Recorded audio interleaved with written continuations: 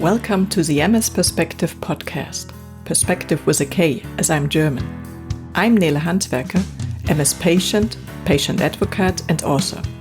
I'm bringing you interviews, inspiration and information about living with multiple sclerosis and show you ways how you can positively influence the disease and make the best out of your diagnosis. On ms-perspektive.com, you will find the show notes, 11 free tips as a PDF, and lots of other information. And now the show begins. This podcast is supported by Mid-Mission, a project of the nonprofit Hertie Foundation. Thanks for tuning in and welcome to episode number 48, Living with Progressive MS in Canada, an interview with patient advocate Ardra Shephard from Toronto in Canada. Hello Ardra, it's such a pleasure to have you on the show today and a warm welcome to Toronto. Yeah, I don't know how warm it is here, but thank you so much for having me. I'm excited to be here. Not so warm here in Germany, but I mean, when I was living in Chicago, we always said stay warm in wintertime because it was so cold. But stay warm, stay cozy. It's been a really gray, kind of sunless winter so far. Not so much vitamin B, not good for MS patients. Anyhow, before we actually start with the interview, it would be lovely if you could introduce yourself to the audience, to the few ones who don't know you yet, because I think everybody should know you. Oh, you're too kind. Well, my name is Ardra, and like you said, I live in Toronto, Canada. I am married. I have a golden doodle dog named Tilly. I am a writer, a podcaster, a television host. I'm an aunt. I like to read. That's basically me.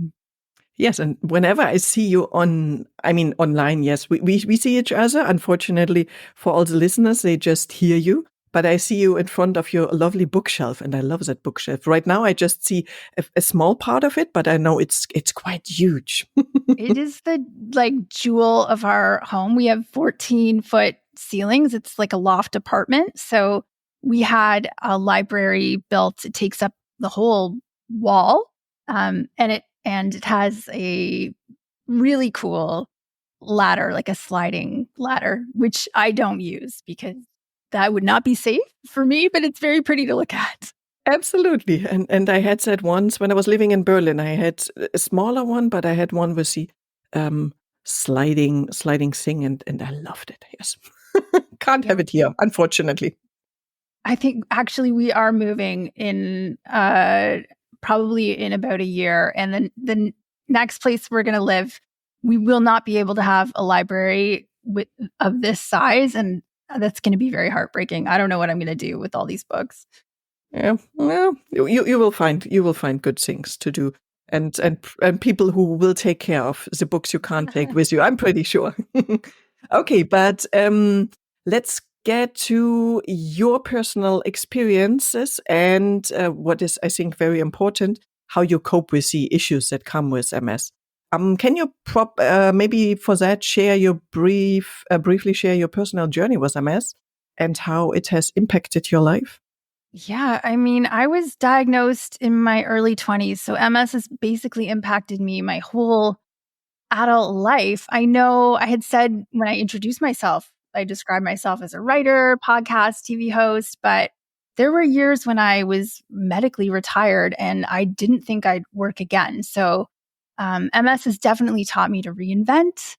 It taught me that for better or for worse, I can't really predict the future, good days or bad. You know, when I was first diagnosed, I thought all the days ahead were going to be bad, but that didn't turn out to be the case. So that's very broadly like the big picture lesson for me. But I will say that MS has impacted, I think, probably every area of my life. It's just a matter of how I adapt to that and cope with it. Yes, and you do very good with it. And I think it's very normal that especially at the beginning when MS hits someone's life, you just think of a very dark and horrible future, and then reality shows you, at least hopefully for most of us, that you can work it out in a way. In your experience, what are some of the most effective coping strategies or self-care practices for managing the daily challenges of living with MS?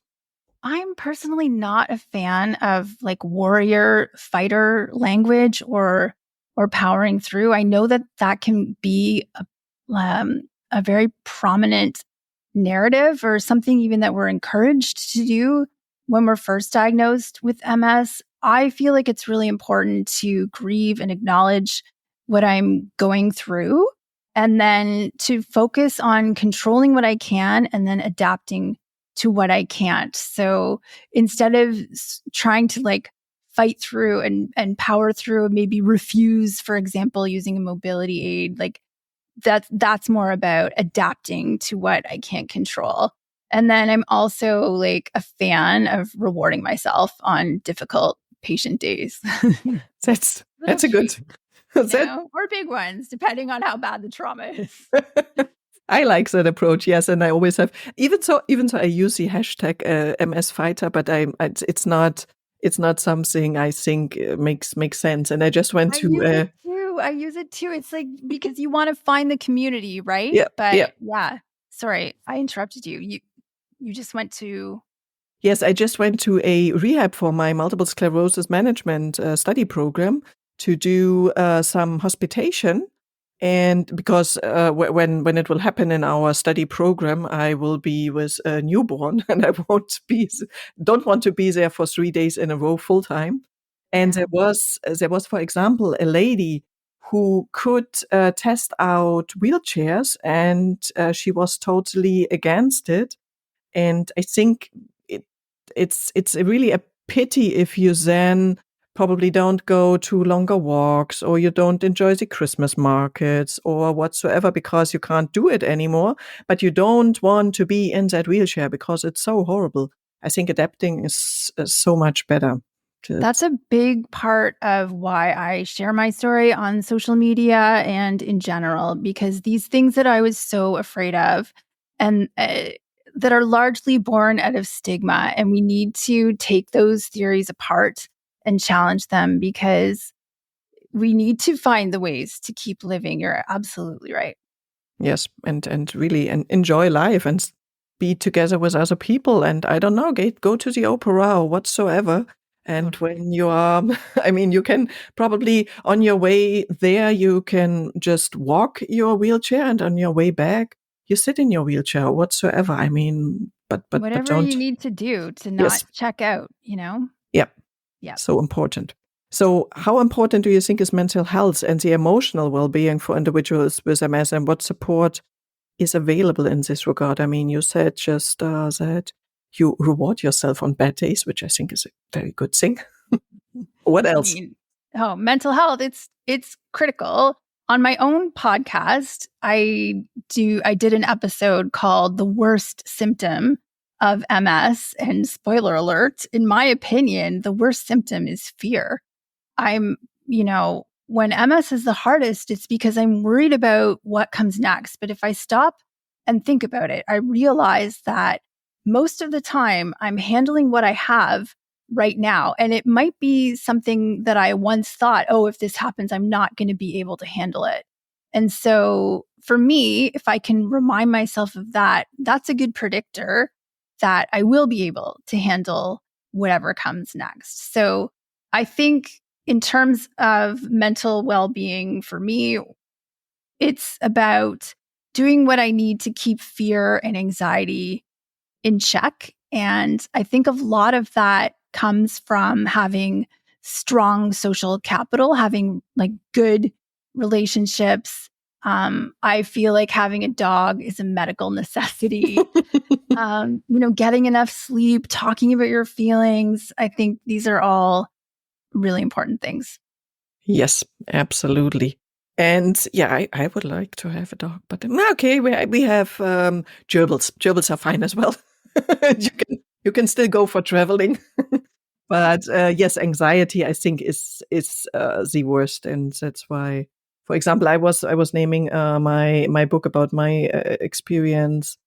Don't have what is it? Multiple sclerosis. Don't be afraid. Yes, because I think that's really an issue when you are in that sitting on your own, thinking about what horrible things can happen, not talking to anybody, and then it's just going down. The spiral is just going down instead of talking to people and probably talking to specialists who tell you, okay, if that happens, then you can, I don't know, use a certain a stick or a wheelchair or Not enough, though.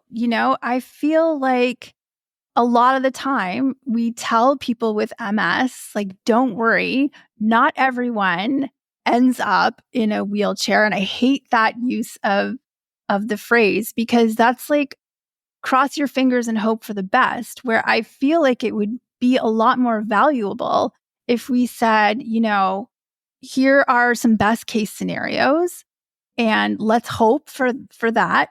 But if things don't go that way, here's what we can do about it. Yeah. I think and then also interacting with people who have adapted to those things, I think is also can be a really good tool and powerful message also.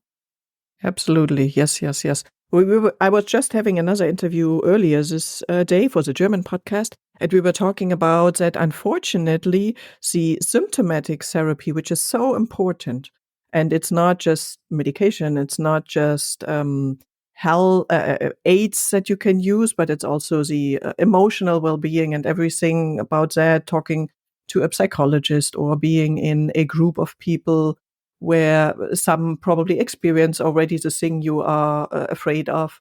That's so helpful and that's so important, and still it's undervalued, unfortunately, as of today. Hopefully this will change, and I think you are doing a great job in pushing into the right direction. Well, thank you, but I also think it's a lot easier to find those resources now than it was when I was diagnosed 20 years ago.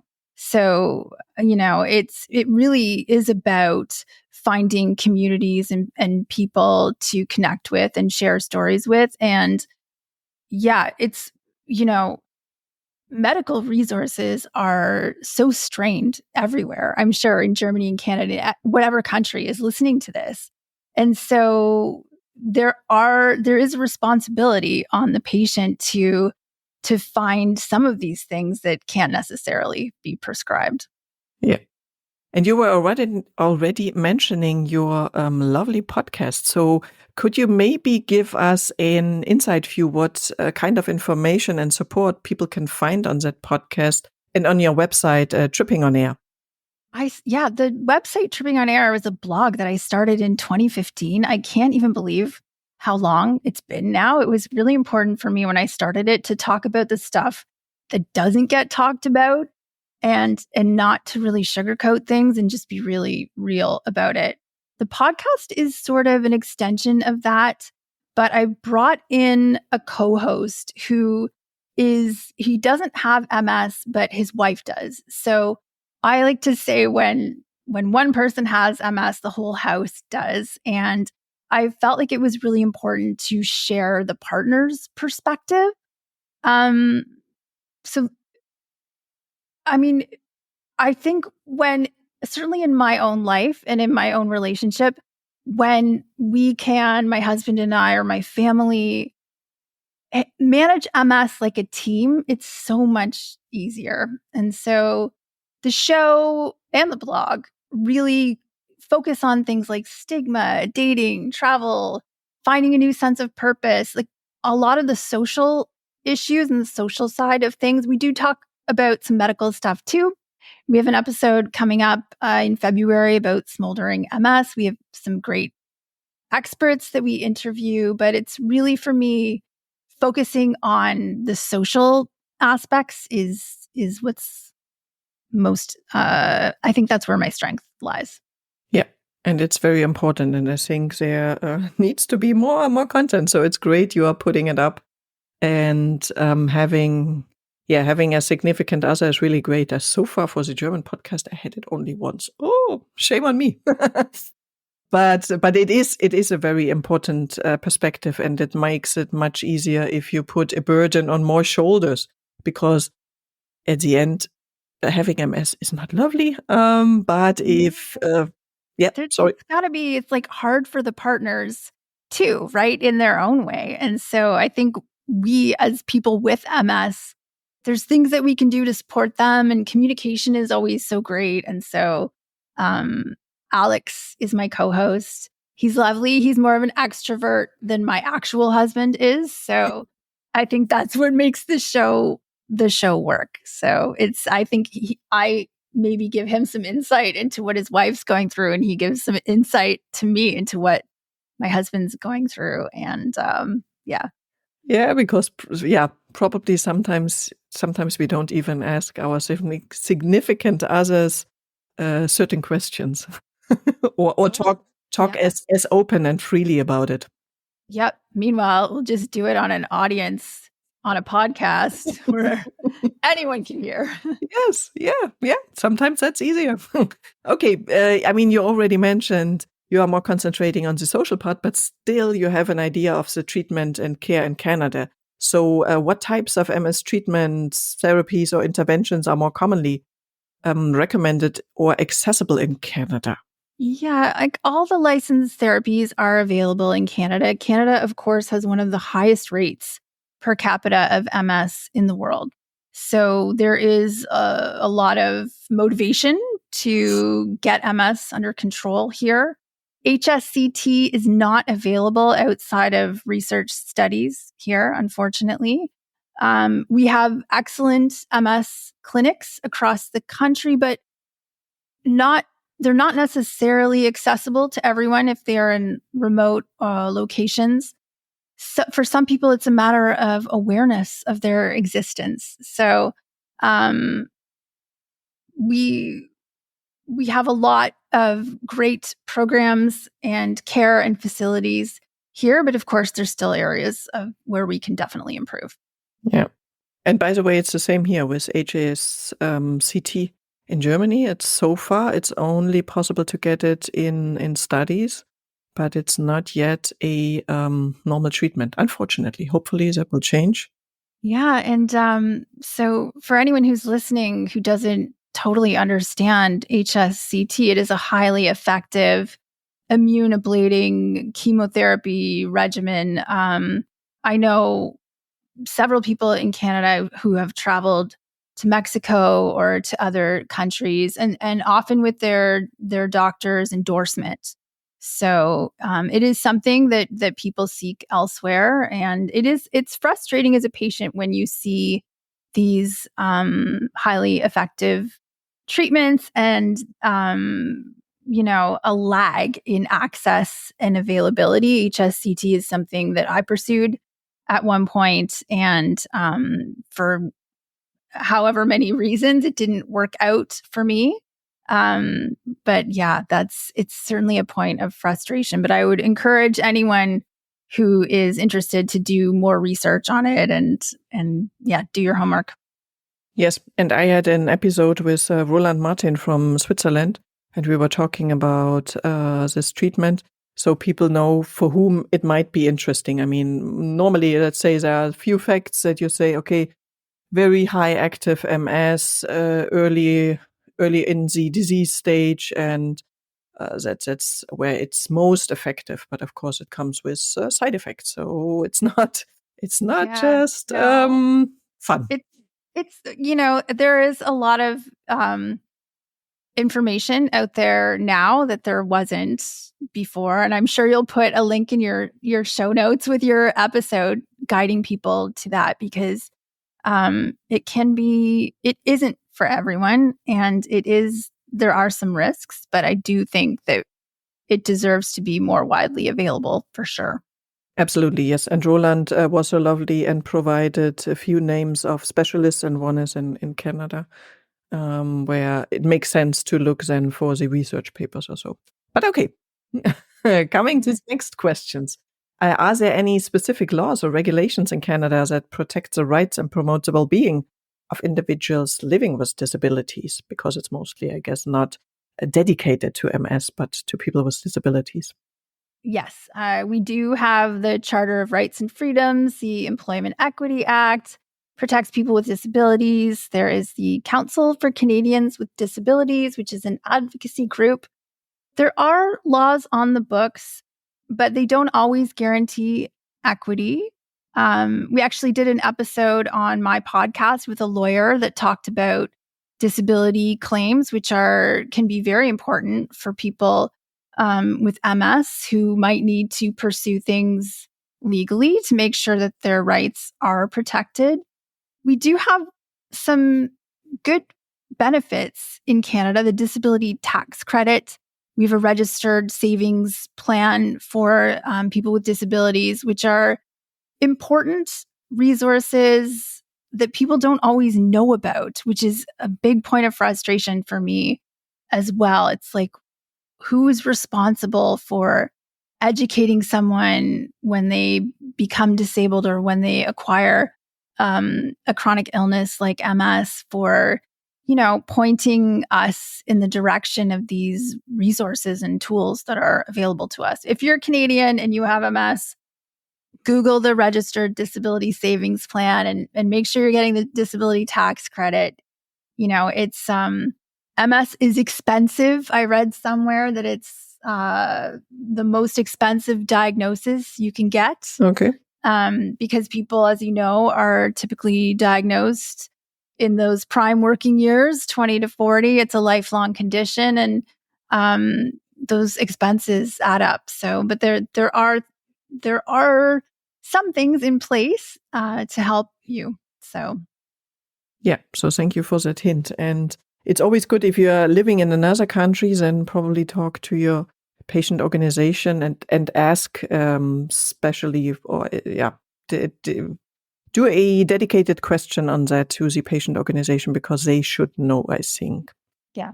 Can you share any recent advancement or developments in MS treatment, care, or support in Canada that you find particularly promising? I mean, it's such a global field. I feel like we're not hogging any secrets here in Canada. Specific to MS research, and I'm not an expert either, but I will say the Disability Benefits Act, which is not specific to MS, but it was just introduced in Canada last year to support financial security of people with disabilities. The details are still being worked out, so it's not quite available yet, but episodic illness has been recognized as an area that needs support, and that could be game-changing for people with MS who want to save, who want to keep working, just recognizing that, sometimes we're great and other times we're not. And we could use some support. Medical assistance in dying, or MAID, is relatively new in Canada. I've blogged about this, and we talked about MS and mortality on the podcast. It's a difficult topic, but we can't ignore that for some people, the symptoms of MS do become so severe that they become intolerable. So Canada has a fairly liberal program for medical assistance in dying. Okay. That's relatively new. Yeah. And I think it's no matter where it ends and what decisions are done, I think it's very important to talk to your practitioner, your neurologist, about ideas you have in that direction, because maybe, therapeutically, symptomatically can be something done or whatsoever. But I think it is absolutely fine, and it's absolutely important to talk to your neurologist if you are feeling, or if you are thinking about that option. Absolutely. And I wish that we had even better supports for people with MS, that makes unbearable symptoms a bit more bearable when things do get that serious. Yeah, that's maybe another story. Yeah. But at least, I mean, there are things out there, and I just had a German episode about, for example, very severe spasticity where you can do things, and it's just people are not aware of the fact that there are options with pumps that get implanted and that brings in the medication directly into your Spinal fluid, right? yes, Like a spinal bubble fluid. pump? Yes. Yeah. So Well, those this is the thing is like never accept that there's something that can't be done for your symptoms. I really advocate for being a squeaky wheel and complaining because, what gets measured gets managed. And you might think, and I've been in this situation before of thinking like, oh, well, there's nothing that can be done about this. And then finding out, oh, there is. And it's also true that there are advances in MS every year. We are finding out new things and new treatments for symptoms. So don't assume that, a few years ago, something couldn't be managed that can now be managed. And we can't also ignore that depression is higher in multiple sclerosis, whether it's caused by the disease or by the fact that MS sucks. There are treatments for depression. So don't suffer with that. Get help. Yes, absolutely. Okay, so let's talk about the challenges and support system in Canada. Can you provide an overview of the healthcare system in your home country and how it supports individuals living with MS? Yeah, we have universal health care here. So cost should not be a barrier to getting diagnosed. Medications are expensive everywhere, and they are not covered, but there are provincial subsidies for those without private insurance. Of course, there are some restrictions then as to which drugs you can have in which order. That's another point of frustration that needs to be worked out with the system. But you should be able to be supported with a therapy. Typically, you would see a family doctor. If you were having symptoms, you'd be referred for diagnostics or to see a specialist. In my case, my presenting symptom was optic neuritis. So I had gone to a walk-in clinic with pain in my eye, and the doctor said I was having migraines. And then a couple of weeks later, my vision had gotten blurry, and I walked to the emergency urgent care and was referred to a neurologist from there. So, yeah, okay, that's good. And at least only a few weeks. Not sometimes, unfortunately, I hear stories about a few years, which is really a pity when you have MS and years are gone. Yeah, I think this is, we're speaking like broadly about developments in Canada, speaking like a little bit more specifically at the clinic where I am in Toronto, the Barlow Center. There are almost 10,000 MS patients there. And we are about to get our own MRI machine, I think probably by the end of this year or early next year, which is super exciting because that's going to mean we're not sharing the MRI with the rest of the hospital. It's going to lead to quicker diagnoses and getting people on therapies sooner. So that's like an exciting little local development for us here. That's good. That's good. Yes. I mean, I'm at the university hospital, so they share, but at least I'm always at the same scanner, and that helps too. Do you have like these middle of the night appointments? Like the MRI machine runs 24 hours a day here. So oftentimes your appointment will be scheduled for 3 a.m. So wow. Okay. No. I mean, it would help in certain cases if we would have, but they don't have enough technicians who could work in shift works. So it's just from, I don't know, 8 o'clock until 4 p.m. or something like that. But no shift. But of course, on the other hand, if you have an appointment at 3 a.m., that's a bit challenging. It's very challenging. And yeah, I mean, I don't like it at all. And I will wait. I mean, now I'm in the maintenance phase, so I can usually stand to wait a couple of months to get one at a reasonable hour. But I've heard from patients who, don't live right in the city. So if you have to drive 2 or 3 hours to get here, they will make a weekend out of it. They'll bring their partner and stay in a hotel and go for dinner. And so that's, they put a little bit of a spin on it, make it a little, I guess you have to make the most of it. Yes.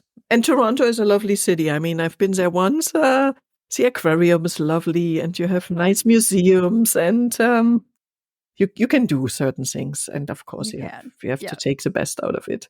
What types of healthcare professionals are typically involved in the care and management of MS in Canada, and what role do they play? I think it's probably not too different from Germany. Of course, the neurologist and an MS specialist neurologist, if you can get one, the MS clinic. Not everyone, again, is aware of the MS clinic. You might be seen outside of an MS clinic if you are close to one. I really recommend trying to be seen there because there are additional services and specialties that you can have access to, including an MS clinic nurse, which can be quite helpful, when we don't get to see our neurologists as much as we would like to. And then any number of specialists to manage specific symptoms, mental health care professionals, of course, occupational therapists, physical therapists. I'm lucky enough that I see a physiatrist. And whenever I say that, people think I'm mispronouncing psychiatrist, but I mean physiatrist. And I see her once a year, and she's really maybe my favorite doctor. Physiatrists, they're physical medicine specialists. If I think of the neurologist as treating the underlying disease, the physiatrist helps you live with it. So it's kind of a head to toe appointment where we look at all of my symptoms and what we can do either with medication or lifestyle changes, or it's really great. Sounds great. I'm not sure we are having such a specialty here in Germany. See, that's why I'm asking that question, because it is interesting. I would love for you to see if you do, because I don't think many people in Canada know that it's an option either. We don't have a lot of them. And so the wait list can be very long. But once you're in, you're kind of in for life. So, that's good. Yeah. If you guys say they get on the waiting list, it's with a lifelong disease, come on. I mean, you can even wait 2 years. Yeah. It still makes sense. Yep. Absolutely. Okay. Yeah. Are there any specific resources or support networks available for MS patients in Canada, such as patient associations or community organizations? The biggest one here is MS Canada, which until last year was the MS Society of Canada. So they've recently updated their website. It's a very comprehensive resource, and it's a great place to start, whether you're looking for information like medical information or community resources or community, all kinds of things. It's really the go-to place. Very good. Okay. Which specific initiatives or programs exist in Canada that focus on raising awareness about MS and educating the public about the condition? Because it's always important, especially when it comes to all these invisible symptoms, that people are getting aware of what MS is. Yeah, I would again say that the MS Canada website would be the first place that I would direct people for that kind of information. It's comprehensive. It's not biased. You'll find a lot there. The organization supports patients. It also funds important research. It's there for patients. Very good. Okay. Yeah. How can individuals with MS in Canada actively advocate for themselves and ensure they receive appropriate care support and accommodations? One thing that I've learned about MS over the years is that the learning curve is steep. It's not like a lot of other conditions where there's a consensus, 10 out of 10 doctors say take this drug or you'll die. It's not like that at all. It's very customized to everybody individually, and it's changing all the time. So I do think that patient engagement leads to best possible outcomes, but you've got to skill up a bit. So, and you've got to kind of stay on top of what's happening. The good news is there are lots of places to learn in whatever format works for you. So, you can find good information on YouTube in short videos. There are doctors out there who are talking directly to patients. There are patients on social media. There are podcasts. There are blogs. Like there's so much information out there, and you don't have to learn it all at once. But I do feel like um, it, it it is important to be invested in your care and in your well-being. In terms of advocating, if that's something that you're interested in, again, you could reach out to MS Canada for those opportunities. I also feel like storytelling is super important.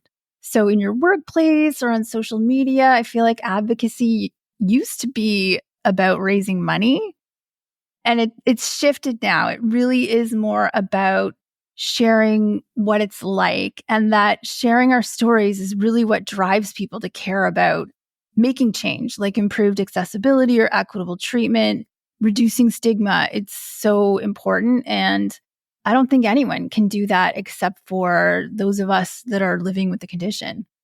Absolutely. Absolutely. And when I think about myself, I mean, I was not talking that I have the MS diagnosis at my job for so many years. Just when I got pregnant with my daughter, that changed because I was afraid of all that stigma. And Oh my God, me too. We just did an episode on the podcast earlier this year called Coming Out with MS. And it's all about like the reasons why we stay in the closet about it. It's super real. Yep.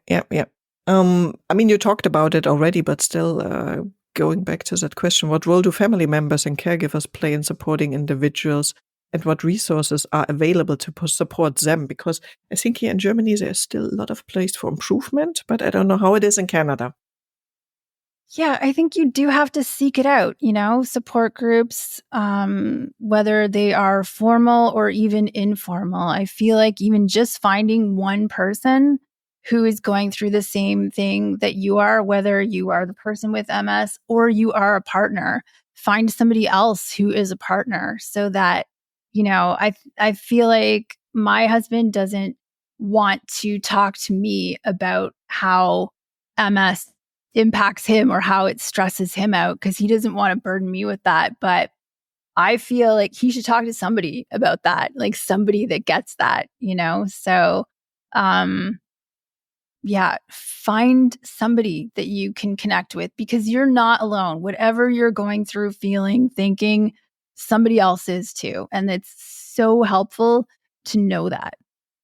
Yes, that you are not alone and that somebody else has the same issues and maybe can share some insights of how he or she got over it or manages to live with it or whatsoever, especially with Totally. the disease with 1,000 faces at least. I mean, there are way Yeah. more. 2 Um, million, right? Yeah. yeah, 2.8. Yeah. But of course, some stories are at the end then the same. Like we just found out we were not talking about during our work life about the diagnosis. So that's a very common thing, for example. What advice would you give to individuals with MS in Canada or let's say internationally who may be feeling overwhelmed or discouraged, and how can they maintain a positive outlook? I would say it's totally normal to freak out. MS is hard. I still freak out periodically, like grieve, freak out, go in the alley and break some dishes. But at some point, we have to move on. If dark feelings become persistent and not manageable, talk to your doctor. We talked about this a little bit earlier in the show about managing depression and anxiety. And then give yourself a break because a positive outlook doesn't have to feel fake or sugar coated. Like you can say, this is hard or this sucks without being a negative person. Like that's just, acknowledging that that's the reality. And really, like life is hard for everyone. it's okay to say it. It doesn't make you a negative person. We don't have to buy into this narrative that we have to be these superhero kind of patients. And then again, connect with someone who is, for me, it was really important when I was early on diagnosed to connect with someone who is the same age-ish and at the same life stage and the same disease stage. So, at that time, it was like connecting with someone in their 20s, newly diagnosed, thinking about marriage and starting a family and career, like these kinds of things. And now, it's about connecting with everyone, but also I find it really helpful to connect with people who have more disability than me. It's reassuring to me to be like, just show me that you can do this, that so that if that's where I'm headed, I know I can do it too. Yeah, yeah. I think that's a very important thing. Okay, yeah, thank you. Thank you, Ardra, for all these great insights. So we are coming to the quickfire Q&A session. Complete the sentence. For me, multiple sclerosis is a full-time job. I want to know your answer to this too, though. let's say a very challenging disease, but I love that there are so many well-educated and motivated people doing research and treatment and a really great community. And that it's luckily, I have to say that, but luckily a disease of the Western world where there's lots of money for research and for treatment care. So I think it's way easier than having a really rare disease, which is maybe just in a, let's say, part of the world where pharmaceutical companies are not so much interested in. I totally agree with you, but that was not a rapid fire answer. No, it was not. I know. I'm not always good in that. You can cheat. Yeah. Yes, I could cut it out, but I won't do so. Which website can you recommend for people living with MS in Canada? So MS Canada, again, the Barlow MS Center has a brand new website up. If you are one of the 10,000 patients at St. Mike's in Toronto, that's a great place to start. I'm going to plug my own website, trippingonair.com.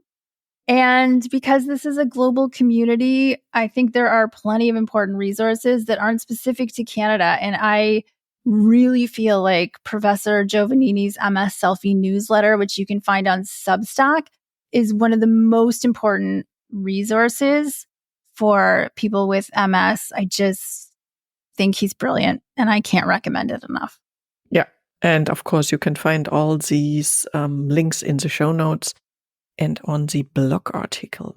What development would you like to see in the field of multiple sclerosis in the next 5 years? I mean, we all want a cure, but I like to keep my expectations realistic or close to realistic. So, add-on therapies that can stop progression, looking at things that involve MS prevention, those things are exciting. I also feel, though, that the changes that are really within our reach are about improving accessibility, better financial supports, more opportunities, better home care, reduce stigma like we talked about. These are social improvements that are well within our reach. Like, while we wait for a cure, we can start improving the lives of people with MS immediately. Yeah. Yeah.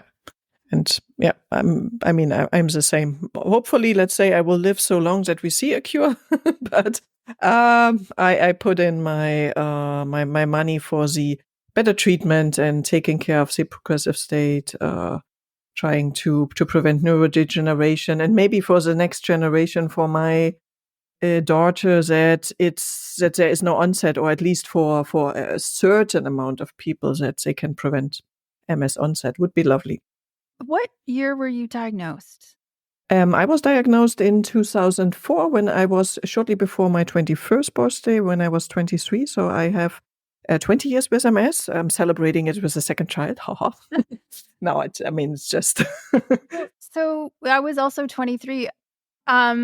So, and all that to say, like, you, like I have seen tremendous changes already in the last 20 years. And that is super encouraging because these things, I feel like they snowball. And so we are just going to see. And, I talk about the social changes that we can impact and that we can see more quickly, but we're also seeing that start to change also. It's not, the physicians that care for MS are so engaged now with patients, as are pharmaceutical companies, in a way that did not happen at all when we were diagnosed. So Yes. I'm encouraged.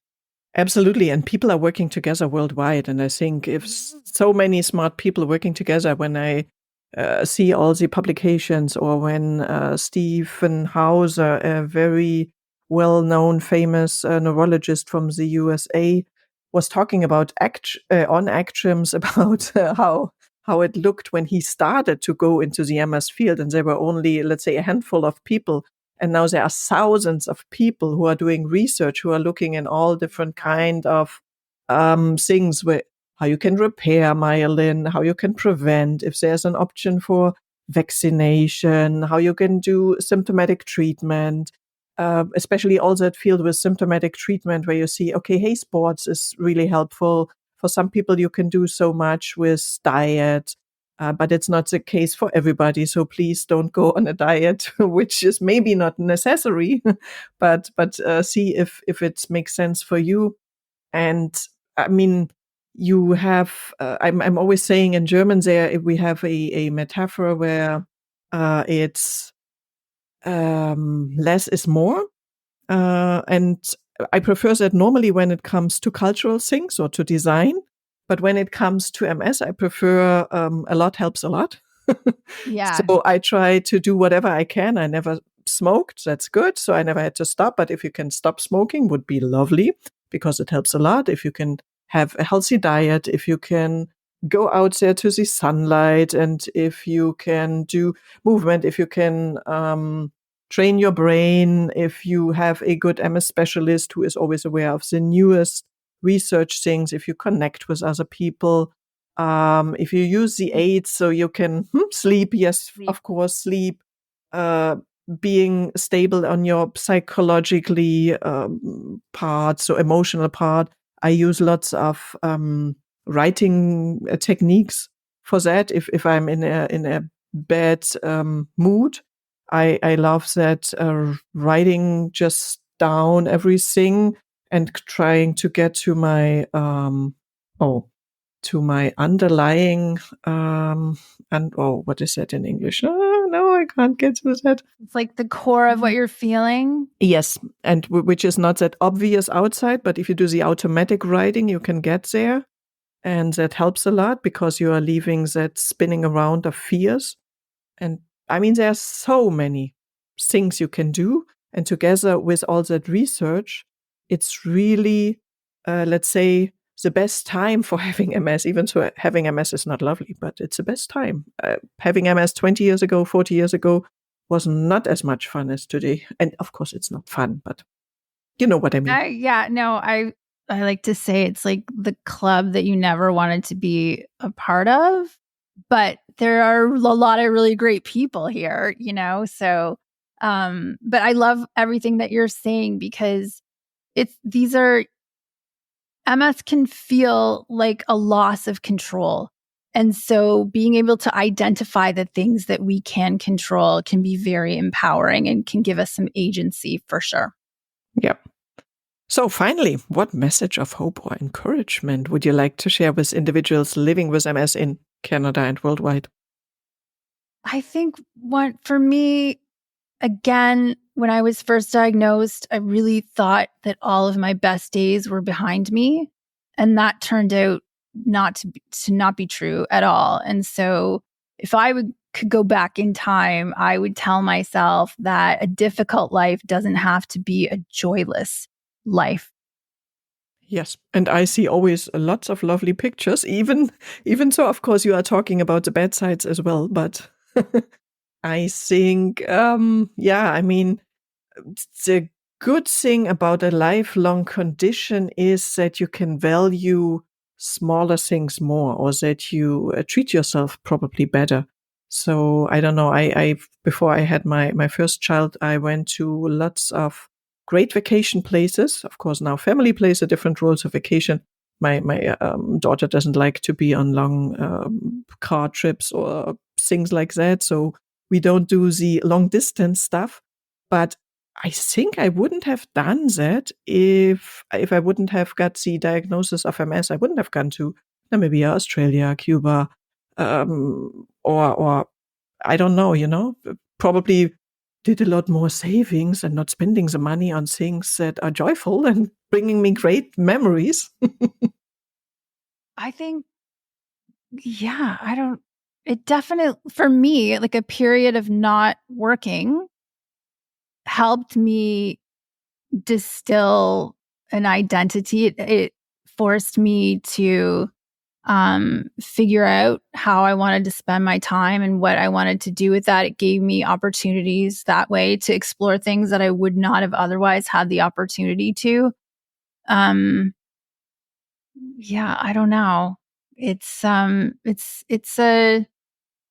I lost what I was going to say there. It's a tough disease, but I definitely learned that I could be stronger than I thought. The challenge of MS is sort of the universal challenge of living with uncertainty. I think it's human nature to not enjoy uncertainty. And it's something that if you're going to live well with MS, you have to get comfortable with not knowing and living in the present, making the most of the present. So, yeah. Going back to the status that children have, like my little 5-year-old, I mean, living in the moment and not so much in the before, in the what's coming, necessary. what's coming and what was in the past. No, it's right now. That's a good thing. Okay, how and where can interested people find you online? You have certain places where you are active. You can find me on trippingonair.com. The Tripping on Air podcast is available wherever you get your pods. It's also on YouTube, and I'm on Instagram, social media. Just search for Tripping on Air. And on Instagram, people can see your great fashion style. I love that. Thank you. Ardra, it was a pleasure to have you on the show. Thank you very much. And I hope I will meet you in the future at one point in real person. Would be so lovely.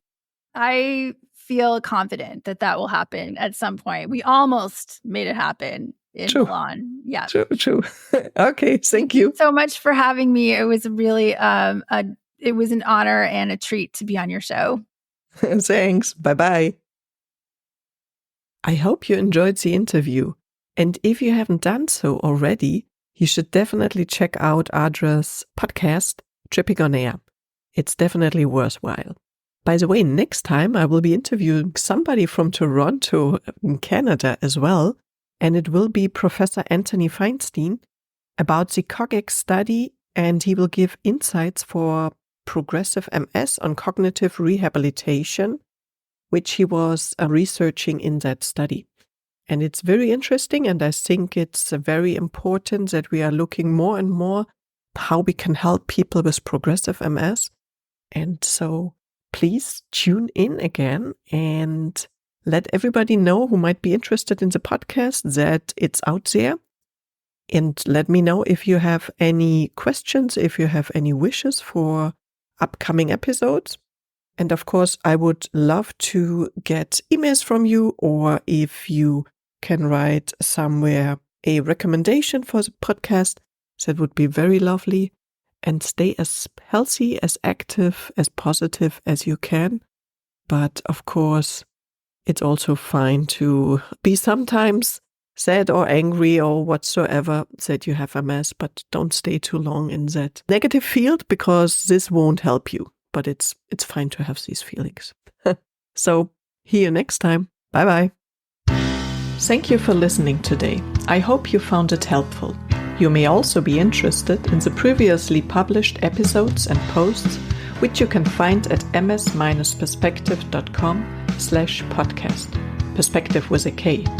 You can also get a free PDF with 11 tips for your positive impact on MS at ms-perspektive.com/newsletter.